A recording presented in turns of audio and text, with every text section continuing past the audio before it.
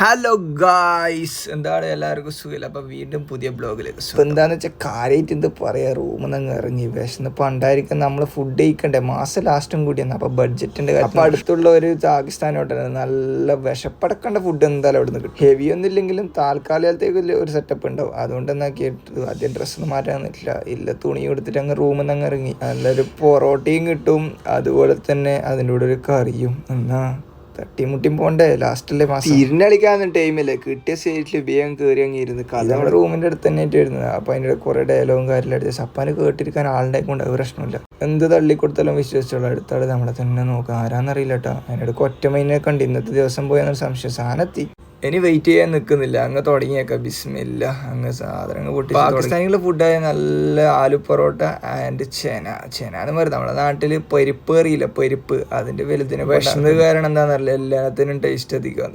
അപ്പോൾ ഒരു ചായയും കൂടി അങ്ങ് ഈ സമയമില്ലാത്തതാണ് ചാട്ടപ്പടെ അടിച്ച് കയറുന്ന കയ്യും തുടച്ച് അവിടുന്ന് അങ്ങ് എണീച്ചില്ല കേട്ടോ. ഏതായാലും ചായയും കൊണ്ടായും കൂടി ഫിനിഷ് ആക്കിയിട്ട് എണീക്കാൻ വിചാരിച്ച് അങ്ങനെ ചായയും കുടിച്ച് അവിടുന്ന് കഴുകി പുറത്തേക്ക് അങ്ങ് നമ്മൾ ഇറങ്ങുമ്പോൾ അന്ന് മറ്റുള്ള ആൾക്കാർ പണിയൊക്കെ തുടങ്ങി. അതിൻ്റെ ഇടയ്ക്ക് വരുന്നേക്കുണ്ട് പൂച്ചക്കുള്ളൊരു ഫുഡും കൂടി കുറച്ചവിടെ വാങ്ങിയിട്ട് അങ്ങോട്ട് കൊടുത്ത് അതിന് ഹാപ്പി ആക്കി നമ്മൾ.